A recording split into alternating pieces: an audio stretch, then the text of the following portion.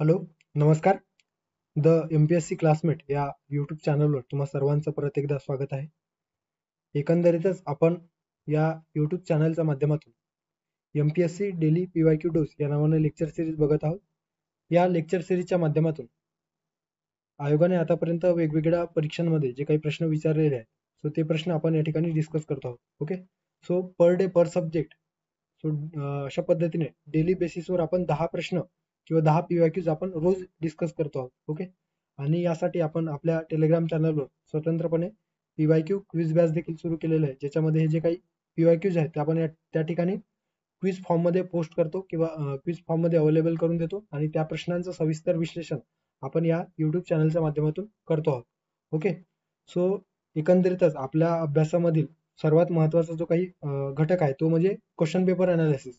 Okay, so ते जे काही क्वेश्चन पेपर अनालिसिसचा जो अभ्यास आहे तो आपण या डे बाय डेच्या माध्यमातूनच पूर्ण करण्याचा आपण प्रयत्न करतो आहोत. ओके, सो या लेक्चरमध्ये आपण डे 70 या दिवशी जे काही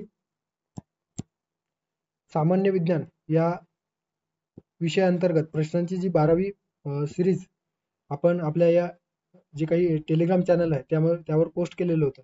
सो त्या प्रश्नांना या ठिकाणी सविस्तर डिस्कस करूयात. ओके, सो थेट आपल्या लेक्चरला सुरू करूयात.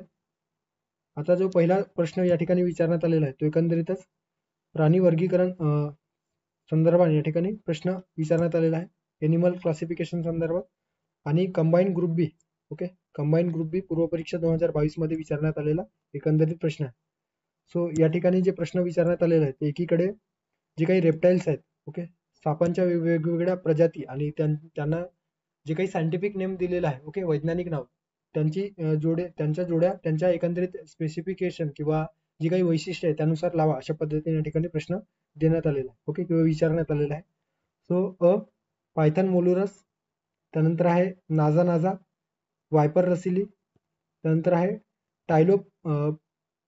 टायफ्लोप्स ब्रॉमिनस, अशा पद्धतीने या ठिकाणी दिलेलं आहे. आणि दुसरीकडे त्यांची स्पेसिफिकेशन किंवा वैशिष्ट्य दिलेले आहे. हिमोटॉक्सिक, त्यानंतर आहे अंधसाप, न्यूरोटॉक्सिक आणि बिनविषारी साप. ओके, सो अशा पद्धतीने या ठिकाणी दिलेलं आहे. सो जे काही पायथन मोलुरस आहे, पायथन मोलुरस म्हणजे काय, तर ज्याला आपण आपल्या इंडियामध्ये इंडियन अजगर किंवा भारतीय अजगर अशा पद्धतीने म्हणत असतो. आणि हे जे काही पायथन मोलुरस असतात ते बिनविषारी असतात. ओके, सो या बिनविषारी म्हणजेच काय, तर जे काही पायथन मोलुरस आहेत ते त्या याला बिनविषारी या ठिकाणी जे पर्याय दिलेले आहे किंवा एकंदरीत जोडी दिलेली आहे ते लागणार आहे. सो पायथन मोलुरस बिनविषारी. त्यानंतर आहे नाजा नाजा, सर्वांच्या परिचयाचा हा एकंदरीत सायंटिफिक नेम. नाजा नाजा म्हणजे काय, तर किंग कोब्रा. ओके, अर्थात नाग, त्या सापाविषयी दिलेला आहे. सो नाजा नाजा. त्यानंतर आहे वायपर रसिली किंवा रसेल वायपर देखील म्हटला जातो आणि टायफ्लोप्स ब्रॉमिनस. आता त्या संदर्भाने जे काही बेसिक इन्फॉर्मेशन या ठिकाणी दिलेलं आहे त्यावरून काय दिसून येतं, तर एकंदरीतच पायथन मोलुरस जे असतात, ज्याला आपण भारतीय अजगर म्हणत असतो, हे बिनविषारी असतात. ओके, त्यानंतर आहे नाजा नाजा, भारतीय कोब्रा, एक विषारी साप. आणि विशेषतः यांचा जो काही या सापाचा ध्वंस झाल्याच्या नंतर त्यांचे जे काही वेनम पासून जे प्रोटीन्स, जे एक प्रकारचे जे काही काय म्हणू शकतो आपण कंपोनंट, ते कुठल्या पेशींवर किंवा कुठल्या सेलच्या कुठल्या भागावर अटॅक करतात, तर ते लक्षात ठेवा, चेतापेशींवर. ओके, सो चेतापेशींवर किंवा न्यूरॉन्सवर अटॅक करत असतात, म्हणूनच त्याला न्यूरोटॉक्सिक म्हटलं जातं. ओके, सो त्यांचे विष कसे असतात, तर न्यूरोटॉक्सिक असतात. त्यानंतर आहे वायपर रसेल किंवा रसेल वायपर, हे देखील विषारी साप आहेत आणि त्यांचे जे काही विष आहेत ते हिमोटॉक्सिक असतात. हिमोटॉक्सिक म्हणजे काय, तर त्यांच्या विषापासून RBC ला नुकसान होऊ शकतो किंवा त्यांचा ध्वंस झाल्याच्या नंतर, वायपर रसेलीचा ध्वंस झाल्याच्या नंतर, त्या ध्वंसानंतर जो काही विष आपल्या शरीरामध्ये पसरत असतो, तर ते डायरेक्ट आपल्या RBC वर अटॅक करतात. ओके, त्यामुळे यांना हिमोटॉक्सिक म्हटलं जातं. आणि जे काही टायफ्लॉस ब्रॉमिनस आहेत हे बिनविषारी साप आहेत.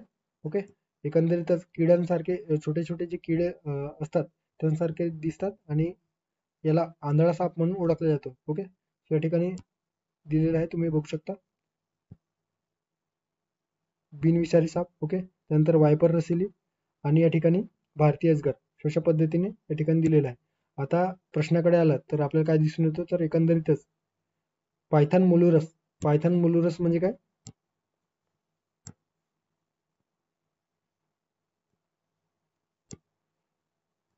बिनविषारी साप, त्यानंतर आहे नाझा नाझा, न्यूरोटॉक्सिक, ओके, त्यानंतर वायपर रसेल किंवा रसेल वायपर, हिमोटॉक्सिक आणि टायफ्लोब्रॉमिनस, अंध साप ज्याला म्हटला जातो. ओके, सो या ठिकाणी योग्य जोडी कोणती असणार आहे तर अ चार.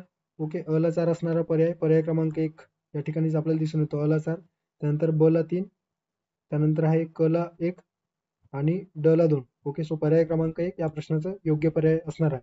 अशा पद्धतीने सापासंदर्भाने जे काही क्लासिफिकेशन आहे ते या ठिकाणी विचारण्यात आलेलं होतं. त्यानंतर पुढचा प्रश्न एकंदरीतच परत प्राणी वर्गीकरणासंदर्भात या ठिकाणी प्रश्न विचारण्यात आलेला आहे. कंबाईन पूर्व परीक्षा 2021 मध्ये, ओके, कंबाईन ग्रुप बी पूर्व परीक्षा 2021 मध्ये विचारण्यात आलेला प्रश्न, खालीलपैकी कोणत्या प्राणी समूहाने सर्वप्रथम जमिनीवर जीवनाचा अवलंब केला, अशा पद्धतीने या ठिकाणी प्रश्न विचारण्यात आलेला आहे. सरपटणारे प्राणी, उभयचर प्राणी, सस्तन प्राणी की उडणारे प्राणी अर्थात पक्षी. सो कोणत्या प्राणी समूहाने किंवा प्राणी संघाने सर्वप्रथम जमिनीवर जो काही अधिवास आहे त्याच्यामध्ये अवलंब केलेला आहे, अशा पद्धतीने या ठिकाणी विचारण्यात आलेला आहे. ओके, सो लक्षात घ्या, जे काही उभयचर प्राणी आहेत ज्याला अँफिबियन्स म्हटलं जातं. ओके, सो अँफिबियन्स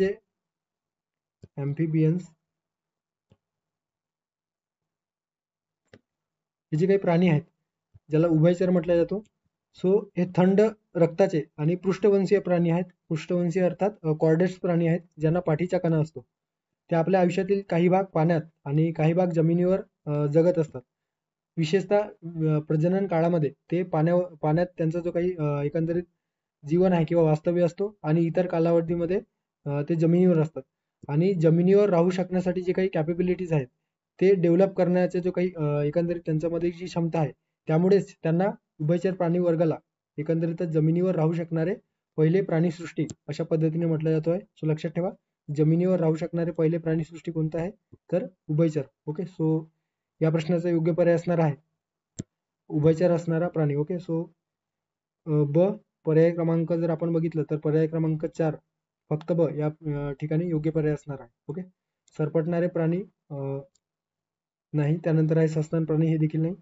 सस्तन प्राणी तर असतातच, पण सर्वप्रथम कोणत्या प्राणी संघाने जमिनीवर जीवनाचा अवलंब किंवा अधिवास साठी जी काही कॅपेबिलिटीज आहे ती डेव्हलप केलेली आहे तर उभयचर प्राणी वर्ग प्राणी संघाने. ओके, त्यानंतर सरपटणारे प्राणी आहेत, त्यानंतर पक्षी आणि त्यानंतर सस्तन प्राणी. ओके, सो अशा पद्धतीने या प्रश्नाचं योग्य पर्याय असणार आहे पर्याय क्रमांक 4 फक्त ब. आता जे काही इतर इन्फॉर्मेशन आहे त्याच्यामध्ये त्याचे उभयचर प्राणी वर्ग या अंतर्गत किंवा या प्राणी संघात इतर जे काही सब क्लासिफिकेशन आहे त्याच्यामध्ये उर्डेला, अनुरा, अपोडा असे 3 प्रकारचे क्लासिफिकेशन या प्राणी संघात केल्या जात आहे. ओके, सो उर्डेला ज्याला कवडाटा म्हटलं जातो आहे, यामध्ये सॅल्मेंडर सारखे जे काही प्राणी आहेत त्यांचा समावेश असतो. विशेषतः शरीर रचना सरडेसारखे ते दिसत असतात, 4 पाय आणि शेपटी अशा पद्धतीने त्यांची एकंदरीत शरीर रचना असते. ओके, सो उर्डेला या ठिकाणी दिलेलं आहे, तुम्ही बघू शकता. त्यानंतर आहे अनुरा. अनुरा ज्यामध्ये बेडूक व टॉड यांचा समावेश असतो. सो या अँफिबियन वर्गातील जे काही बेडूक व टॉड यांचा समावेश कोणत्या सबसेक्शन मध्ये केला जातो किंवा सब क्लासिफिकेशन मध्ये तर अनुरा, लक्षात ठेवा. आणि त्यानंतर आहे अपोडा. अपोडा म्हणजेच काय तर ज्यांना पाय नसतात. ओके, अवयवहीन प्राणी अशा पद्धतीने त्यांना ओळखले जातो. ओके, सो या प्राणी संघामध्ये किंवा या सब क्लासिफिकेशन मध्ये येणारे जे प्राणी आहेत ते अवयवहीन असतात, अंगहीन असतात. विशेषतः या अंगहीन प्राण्यांनाच किंवा उभयचरांना कॅसिलियन अशा पद्धतीने ओळखल्या जातो. दृष्टीहीन किंवा अंध अशा पद्धतीने हे जे काही प्राणी आहेत ते दिसून येतात. ओके, सो या ठिकाणी जे काही दिलेले आहे 3 ऑर्डर ऑफ अँफिबियन्स ते तुम्ही बघू शकता. ओके, कवडाटा म्हणजेच काय तर उरडेला, त्यानंतर अनुरा आणि अपोडा. ओके, सो पुढे जाऊयात. या प्रश्नाचा योग्य पर्याय असणार आहे पर्याय क्रमांक 4. Next question. त्यानंतर या प्रश्नामध्ये आपल्याला एकंदरीतच पेशी जे काही सिद्धांत आहे किंवा पेशी रचना आहे आणि पेशी संदर्भाने या ठिकाणी प्रश्न विचारण्यात आलेला आहे. आयोगाच्या अतिशय आवडीचा टॉपिक पेशीमधील डॅश डॅश यांना पेशीचे ऊर्जा केंद्रक म्हटलं जातो अशा पद्धतीने या ठिकाणी प्रश्न विचारलेला आहे. ओके, हरित लवक, नंतर आहे तंतुकणिका, रायबोझोम्स, लयकारिका. सो कोणत्या सेल ऑर्गेनेल्सला पेशीचे किंवा सेलचे पॉवर हाऊस म्हटलं जातो अशा पद्धतीने या ठिकाणी प्रश्न विचारण्यात आलेला आहे. ओके, सो या ठिकाणी जे दिलेलं आहे की तंतुकणिका. ओके, सो तंतुकणिका जी आहे, सो तंतुकणिकेला किंवा जी मिटोकॉन्ड्रिया या नावाने ओळखला जातो, याला सेलचे पॉवर हाऊस अर्थात पेशीचे ऊर्जा केंद्र म्हटलं जातो. का ऊर्जा केंद्र म्हटलं जातो? तर हे जे काही पेशीद्वारे वापरण्यात जाणाऱ्या जी काही मुख्य ऊर्जा आहे, ओके, त्यांचे जे काही रेणू आहेत ते या मिटोकॉन्ड्रियामध्ये तयार केले जातात, ज्याला एडिनो ट्रायफॉस्फेट एटीपी अशा एटीपी म्हणून ओळखला जातो आणि याला करन्सी ऑफ एनर्जी अशा पद्धतीने म्हटलं जातं. ओके, सो ऊर्जेचे चलन अशा पद्धतीने या एटीपीला ओळखले जातो आहे. ओके, या तंतुकणिकेमध्ये एकंदरीतच या तंतुकणिकेचा जो काही शोध आहे तो रिचर्ड आल्टमॅन यांनी लावलेला आहे 1890 मध्ये. ओके, सो आणि हे दुहेरी आवरणबद्ध असतात. ओके, सो दुहेरी आवरणबद्ध एक प्रकारची तंतुकणिका असते. या ठिकाणी त्यांचा जे काही डायग्राम आहे ते दिलेला आहे, तुम्ही बघू शकता कशा पद्धतीने त्याची एकंदरीत रचना असते. इनर मेम्ब्रेन, त्यानंतर आउटर मेम्ब्रेन, इनर आउटर आवरण. ओके, सो एटीपी सिंथेस होण्याची जी काही प्रोसेस आहे ते या ठिकाणी होतो आहे. सो अशा पद्धतीने या प्रश्नाचा योग्य पर्याय असणार आहे पर्याय क्रमांक 2 तंतुकणिका. ओके, पुढे जाऊया.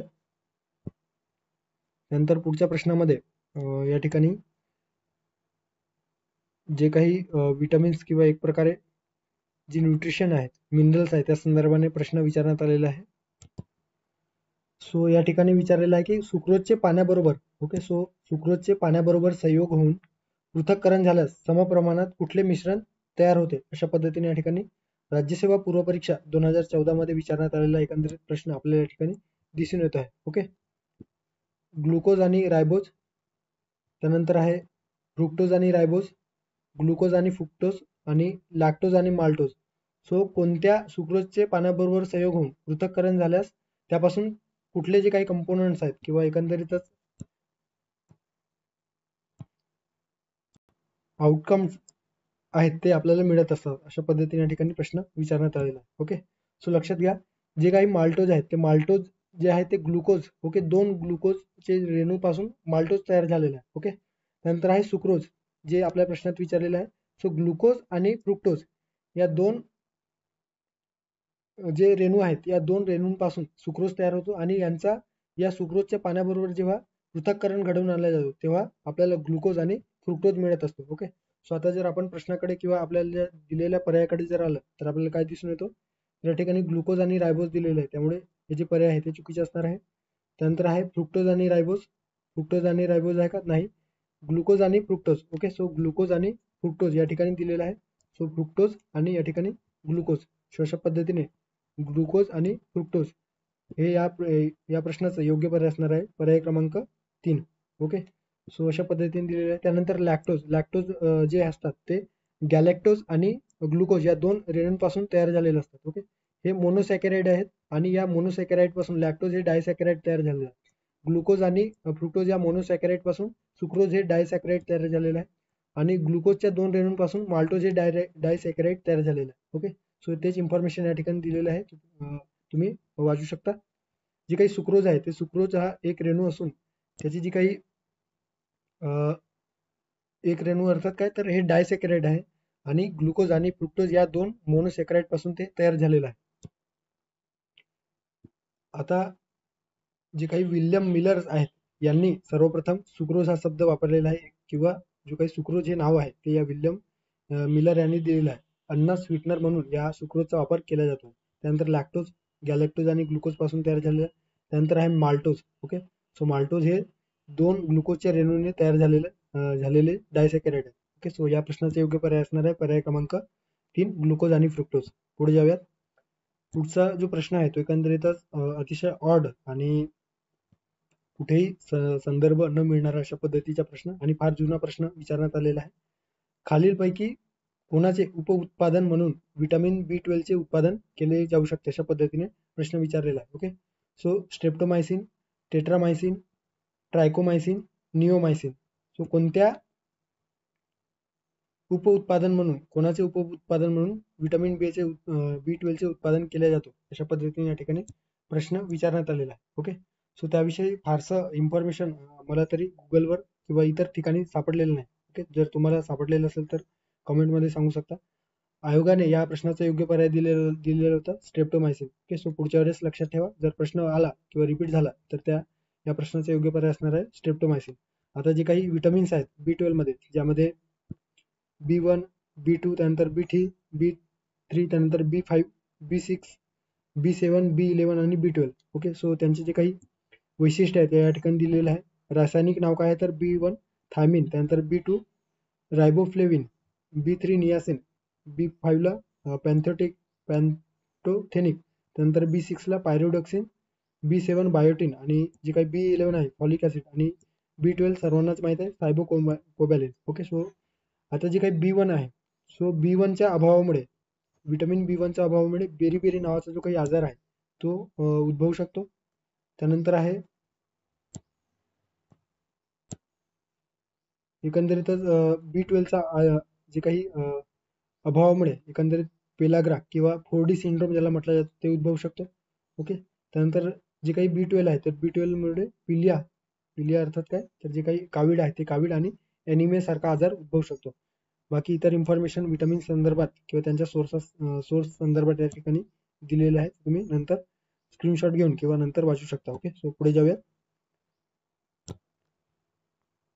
त्यानंतर हे जे प्रश्न आहेत ते एकंदरीतच combine group C. Okay, so group C पूर्व परीक्षा 2018 मध्ये विचारण्यात आलेला प्रश्न आहे.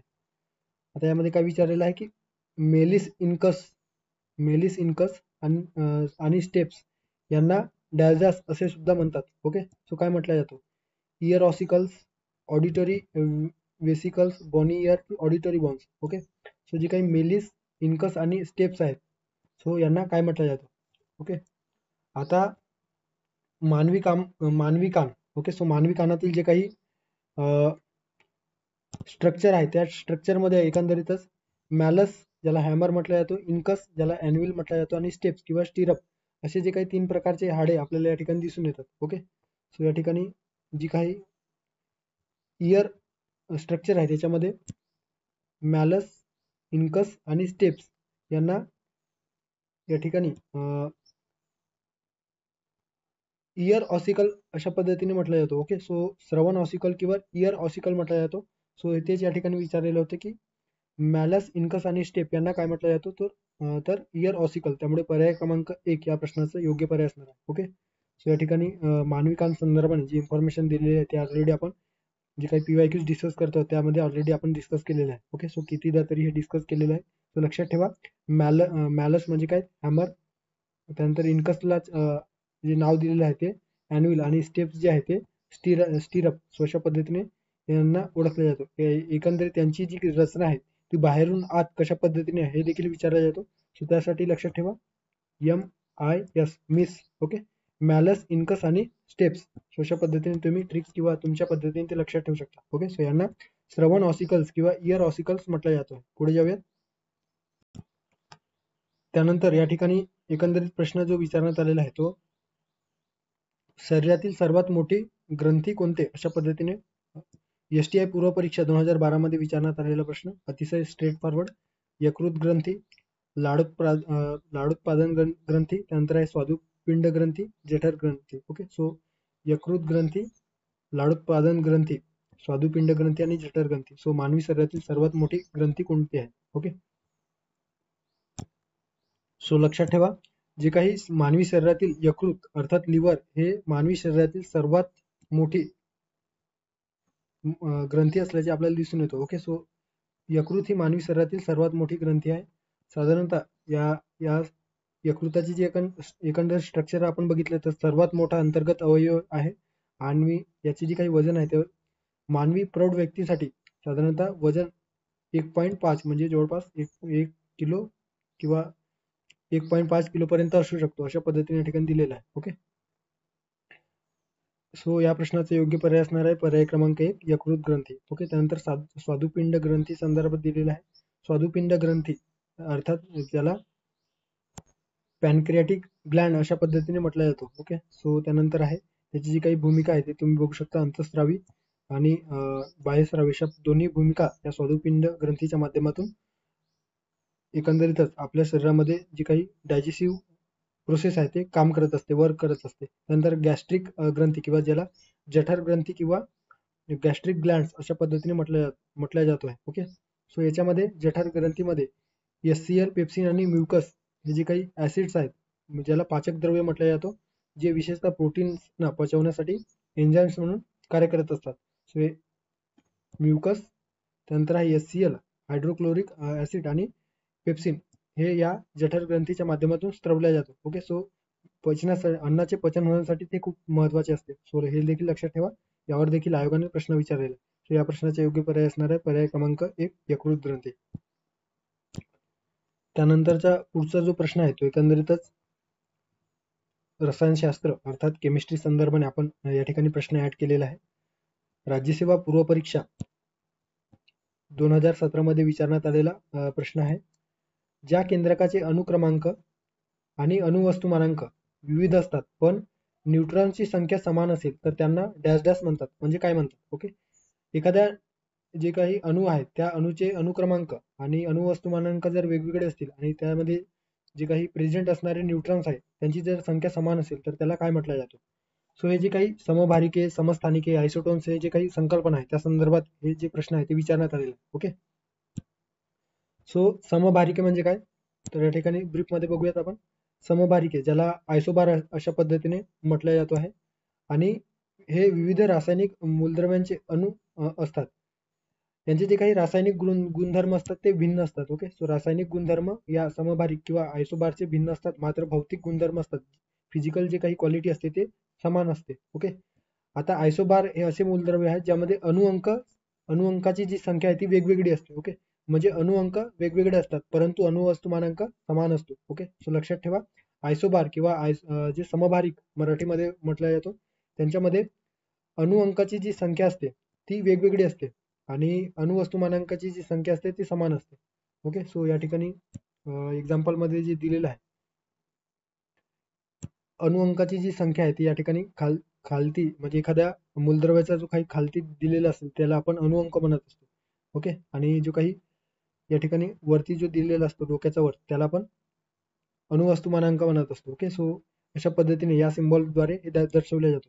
सो खालचे जर आपण बघितलं तर यामध्ये अणुअंक वेगवेगळे आहेत. ओके, सो आर्गन, त्यानंतर आहे पोटॅशियम, त्यानंतर कॅल्शियमचे जे काही अणुअंक आहेत ते वेगवेगळे आहेत, मात्र यांचा अणुवस्तुमानांक सारखा आहे. ओके, 40. त्यानंतर जे काही पोटॅशियम आहे त्यांच्यात पण 40 आहे आणि कॅल्शियमच्या देखील आपल्याला अणुवस्तुमानांक 40 असल्याचे दिसून येतो. सो यांना काय म्हटलं जातो तर समभारिके किंवा आयसोबार म्हटलं जातो. ओके, सो याचा एक्झॅक्ट जो काही विरुद्ध आहे तो आयसोटॉप्स मध्ये आपल्याला दिसून येतो. ओके, सो आयसोटॉप्स मध्ये काय दिसून येतो ज्याला समस्थानिके म्हटलं जातं.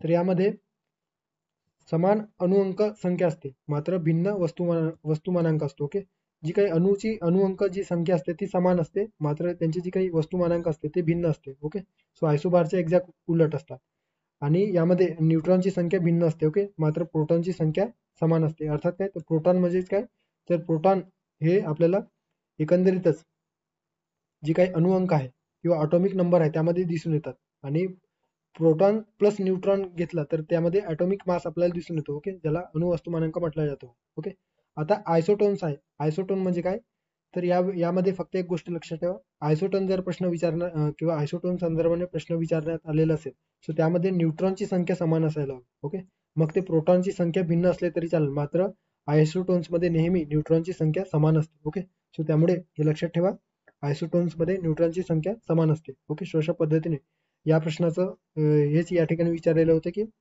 अणुक्रमांक आणि अणुवस्तुमानांक भिन्न असतात पण न्यूट्रॉनची जी संख्या असते. ओके, सो एकंदरीतच न्यूट्रॉनची जी संख्या असते ती समान असते. सो कोणत्या त्याला काय म्हटलं जातो? ओके, सो राज्यसेवा पूर्व परीक्षा 2017 आयसोटोन्स म्हटलं जातो आहे. ओके, सो पर्याय क्रमांक 3 या प्रश्नाचं योग्य पर्याय असणार आहे. ओके, आता काही डिफरन्शिएट देखील किंवा डिफरन्स काय आहे ह्याच्यामध्ये हे दिलेलं आहे, हे तुम्ही नंतर स्क्रीनशॉट वगैरे घेऊन वाचू शकता. ओके, सो पुढे जाऊया. त्यानंतरचा प्रश्न आहे मोसले यांनी जी काही आवर्त सारणी मांडलेली आहे आधुनिक आवर्त सारणी त्यावर विचारण्यात आलेला प्रश्न.